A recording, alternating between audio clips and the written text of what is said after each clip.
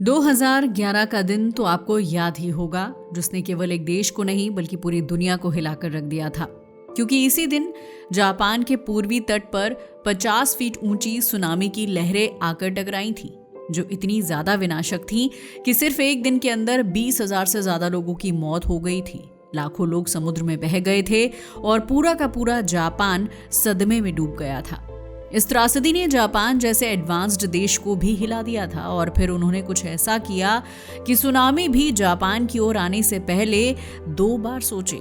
इन्होंने एक ऐसा सिस्टम बनाया जो कभी इतनी बड़ी तबाही को आने ही नहीं देगा, और इसी तरह जन्म हुआ दुनिया की सबसे विशाल सुनामी सी वॉल्स का। 400 किलोमीटर से भी ज्यादा लंबी ये सी वॉल लगभग 250 मील तक फैली हुई है।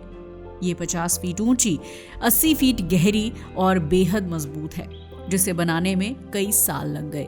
ये जापान की सुरक्षा की अंतिम दीवार बन चुकी है। मगर सवाल ये उठता है कि क्या ये दीवार भविष्य की सुनामी को रोक पाएगी, या फिर सुनामी के सामने मजबूर होकर ये भी समुद्र में बह जाएगी। तो चलिए डिटेल्स में जानते हैं कि क्या है पूरी कहानी। जापान के बारे में तो आप जानते ही हैं, ये जितना टेक्निकली एडवांस्ड है, इसकी जियोग्राफी उतनी ही ज्यादा खतरनाक है। क्योंकि जापान की जियोग्राफिकल लोकेशन वर्ल्ड के सबसे खतरनाक क्षेत्रों में से एक है। ऐसा इसलिए क्योंकि ये वो जगह है जहां 4 विशाल टेक्टोनिक प्लेट्स आपस में टकराती हैं। सबसे पहले तो पैसिफिक प्लेट, दूसरी नॉर्थ अमेरिकन प्लेट, तीसरी फिलिपिन प्लेट और चौथी है यूरेशियन प्लेट। चारों प्लेट्स का आपस में टकराना जापान के लिए सबसे बड़ा सिरदर्द है। ऐसा इसलिए क्योंकि इन प्लेट्स की लगातार टकराहट, खिसकना और फटना, इन सब की वजह से जापान लगातार हिलता रहता है। साल भर में यहाँ 500 से ज्यादा भूकंप आते हैं। स्थिति इतनी खराब है कि लोग कंक्रीट नहीं बल्कि लकड़ी से घर बनाते हैं ताकि भूकंप में नुकसान कम हो। जब प्लेट अचानक हिलती है तो पूरा समुद्री तल ऊपर उठ जाता है या नीचे धंस जाता है, और इसी वजह से सुनामी पैदा होती है, जो लाखों टन पानी को दीवार की तरह तटों की ओर धकेल देती है। छोटे शहरों में तो लोग इतने आदी हो चुके हैं कि जमीन हिलते ही बिना कुछ सोचे पहाड़ियों की तरफ भागने लगते हैं। लेकिन 2011 में जो हुआ उसकी उन्होंने कभी कल्पना भी नहीं की थी। ये इतिहास की सबसे बड़ी चुनौती थी। दरअसल ये बात है 11 मार्च 2011 की, जब जापान में एक भयंकर भूकंप आया। इसकी तीव्रता 9.0 थी और ये इतिहास के सबसे बड़े भूकंप में से एक था। इससे लगभग 300 किलोमीटर लंबी फॉल्ट लाइन एक झटके में फट गई और समुद्र का तल ऊपर उठ गया। इसकी वजह से एक दीवार जैसी लहर बनी जो 50 फीट से भी ज्यादा ऊंची थी।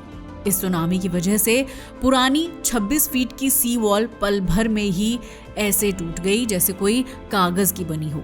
लाखों घर बह गए, 20,000 से ज्यादा लोग मारे गए, और सबसे बड़ा खतरा तो फुकुशिमा न्यूक्लियर प्लांट ने खड़ा कर दिया, जो मेल्ट डाउन हो गया। जापान समझ गया था कि भूकंप तो खतरनाक है ही, मगर असली विनाश तो सुनामी लेकर आती है। यही वजह है कि जापान ने तुरंत एक मेगा प्लान शुरू कर दिया, और ये प्लान था 400 किलोमीटर लंबी सुनामी सी वॉल बनाने का। अगर सी वॉल की बात की जाए तो ये 45 से 50 फीट ऊंची होने वाली थी, जिसकी नींव लगभग 80 फीट गहरी थी। इसे फोर्स्ड स्टील कोर से बनाया जाना था और एडवांस्ड डिजाइन अपनाया गया जो एक्सट्रीम सुनामी का सामना कर सके। इस प्रोजेक्ट पर $12 मिलियन यानी लगभग 1 लाख करोड़ रुपए का खर्च किया गया। इसमें 30,000 से ज्यादा इंजीनियर, वैज्ञानिक और कंस्ट्रक्शन वर्कर्स ने एक साथ काम किया ताकि जल्द से जल्द इस खतरे को खत्म करके दीवार खड़ी की जा सके। जापान की खासियत है कि वो कोई भी निर्माण बिना गहरी रिसर्च के नहीं करता। सी वॉल बनाने के लिए दुनिया में सबसे ज्यादा रिसर्च जापान ने ही की। पहले 2011 की हर जानकारी इकट्ठा की गई, वेव की ऊंचाई, speed, pressure, over topping force, सब। फिर वेव टैंक में कृत्रिम सुनामी बनाई गई। इतनी बड़ी लहरें बनाना संभव नहीं था, इसलिए छोटे मॉडल बनाए गए। लहरें बार बार टकराई गईं, ऊंचाई, मोटाई सबकी टेस्टिंग की गई। जापान कोई भी जोखिम नहीं लेना चाहता था। वो नहीं चाहता था कि 2011 जैसा हादसा दोबारा हो। सैकड़ों प्रयोगों के बाद फाइनल डिजाइन तय किया गया। सबसे पहले दीवार की ऊंचाई 14 से 15 मीटर तय की गई और नींव 25 मीटर गहरी बनाई गई। ये पूरा स्ट्रक्चर स्टील रिएनफोर्स्ड कंक्रीट से बनाया गया। ये सी वॉल उसी कोस्ट लाइन पर बनाई गई जहां 2011 में सबसे ज्यादा मौतें हुई थी, इवाते, मियागी और फुकुशिमा तक। ये जापान के इतिहास की सबसे बड़ी कोस्टल डिफेंस लाइन है, जिसे बनाने में जापान ने अद्भुत मेहनत की है। हालांकि काम बिल्कुल आसान नहीं था। साइट क्लीनिंग से लेकर इंफ्रास्ट्रक्चर सेटअप तक सब बेहद मुश्किल था। सबसे पहले टूटे हुए घर हटाए गए, फिर डैमेज रोड्स को ठीक किया गया, नए एक्सेस रोड बनाए गए, क्रेन प्लेटफॉर्म तैयार किए गए, कंक्रीट मिक्सिंग स्टेशन बनाए गए और ड्रेनेज सिस्टम सेट किया गया ताकि बारिश में भी कंस्ट्रक्शन ना रुके। ज्यादातर कोस्ट में मिट्टी सॉफ्ट और रेतीली थी, जो इंजीनियर्स के लिए सबसे बड़ी चुनौती थी, क्योंकि अगर सीधे दीवार बना दी जाती तो कुछ ही साल में वो खुद ही धंस जाती या टूट जाती। इसलिए सबसे पहले जमीन को मजबूती देना जरूरी था। बस फिर क्या था, जमीन को मजबूत करने के लिए deep steel pipes, grout injections और क्रश्ड स्टोन लेयर्स के साथ कॉम्पैक्ट सैंड और सॉइल स्टेबलाइजेशन मेथड्स अपनाए गए। इसके बाद में यहाँ पर नई खुदाई की गई। ये नई खुदाई छोटी मोटी नहीं बल्कि लगभग 20 से 25 मीटर गहरी ट्रेंच थी। एक्सकेवेटर ने विशाल गड्ढे खोदे, जगह जगह समुद्र के पानी को रोकने के लिए कॉपर डैम्स बनाए गए और उसके बाद कंक्रीट भरा गया। कई जगह भारी स्टील केजेस डाले गए। विशाल फाउंडेशन ब्लॉक्स एक दूसरे से लॉक किए गए ताकि दीवार को कोई भी लहर गिरा न सके। इसके बाद हर सेक्शन को जोड़ा जाना था। हर सेक्शन लगभग 40 मीटर लंबा होता है। अगर एक सेक्शन की बात की जाए तो वो 20 मीटर ऊंचा होता है। मजदूर टाइल्स डालकर फ्रेमवर्क और फॉर्म वर्क लगाते हैं। इसके बाद कंक्रीट पंप करके मोल्ड को पूरी तरह भरा जाता है। ये ब्लॉक तैयार होता है और फिर अगला ब्लॉक उससे जोड़ दिया जाता है। ऐसे ही सैकड़ों ब्लॉक्स ने मिलकर 400 किलोमीटर लंबी एक कॉन्टिन्यूअस दीवार बनाई है। अगर ओशन फेसिंग साइड की बात की जाए तो यहाँ इंजीनियर्स ने स्पेशल ब्लॉक्स लगाए हैं, जिनके अंदर tetrapods, dolos, wave breaking armour unit लगाए गए हैं। ये वेव की एनर्जी को 50 से 60% तक अवशोषित कर लेते हैं ताकि दीवार पर कम फोर्स पड़े। इसके अलावा कुछ शहरों में बंदरगाह भी थे, जिन्हें दीवार स्थायी रूप से बंद नहीं कर सकती थी, इसलिए 2 खास गेट बनाए गए हैं। पहला है टॉप डाउन सुनामी गेट। जब भी अलर्ट आता है, ऊपर से एक जाइंट स्टील प्लेट नीचे गिर जाती है और पोर्ट का रास्ता बंद कर देती है। दूसरा है बॉटम अप राइजिंग गेट। सामान्य दिनों में ये गेट समुद्र के तल में छुपा रहता है, लेकिन सुनामी आने पर ये नीचे से ऊपर उठकर दीवार का हिस्सा बन जाता है। ये दोनों दुनिया के सबसे एडवांस्ड सुनामी गेट माने जाते हैं। ये कोई कुछ महीनों का काम नहीं था, बल्कि 5 से 7 साल तक 30,000 विशेषज्ञ दिन रात काम करते रहे। और जब ये पूरा हुआ तो ये जापान की सबसे बड़ी और सबसे लंबी कोस्ट प्रोटेक्शन लाइन बन गई।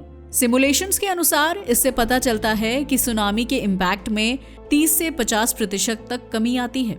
इवैक्यूएशन के लिए लोगों को कई एक्स्ट्रा मिनट मिल जाते हैं और कोस्टल सेटलमेंट अब काफी ज्यादा सुरक्षित हो गए हैं।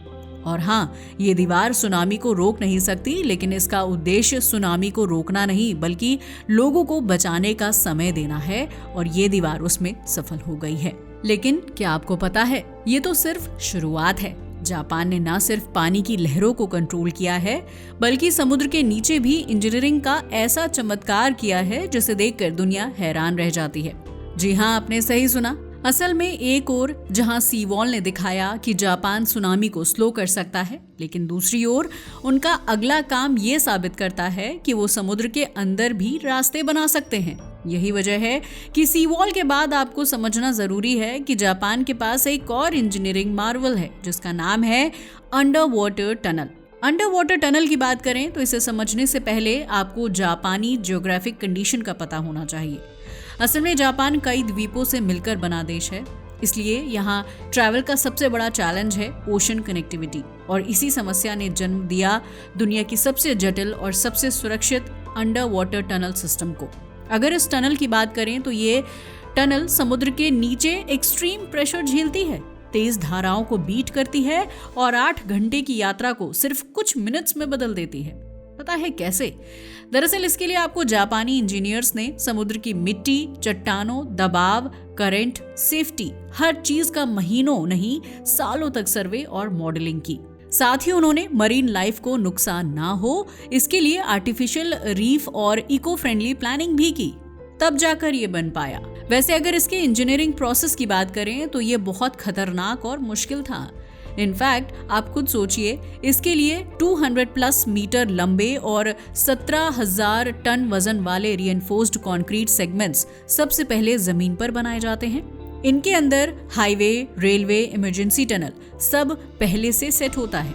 फिर इन विशाल सेगमेंट्स को समुद्र में ले जाकर पहले से तैयार ड्रेज्ड ट्रेंच में बिछाया जाता है। इसके अंदर रबर गैस्केट्स, हाइड्रोलिक लॉक, भारी केबल मौजूद रहते हैं और ये सब मिलकर टनल को पानी से पूरी तरह सील और स्टेबल रखते हैं। यही नहीं, fire test, pressure test, ventilation test, हर चीज कई बार चेक की जाती है और हर 200 मीटर पर इमरजेंसी एग्जिट और हजारों हेल्थ सेंसर टनल की वाइब्रेशन और स्ट्रक्चर को रियल टाइम में मॉनिटर करते हैं। लेकिन सी वॉल हो या अंडर वाटर टनल, जापान की इंजीनियरिंग दुनिया को ये सबक देती है कि इंसान प्रकृति को हरा नहीं सकता, लेकिन समझदारी, विज्ञान और टेक्नोलॉजी से उसके नुकसान को जरूर कम कर सकता है। तो ये थी कहानी जापान की विशाल सुनामी सी वॉल और इंफ्रास्ट्रक्चर इंजीनियरिंग की। आपका इसके बारे में क्या ख्याल है? अपनी राय हमें कमेंट करके ज़रूर बताएं और अगर आपको हमारा वीडियो अच्छा लगा हो तो इसे लाइक करें और शेयर भी करें और हमारे चैनल को सब्सक्राइब करें। जय हिंद दोस्तों।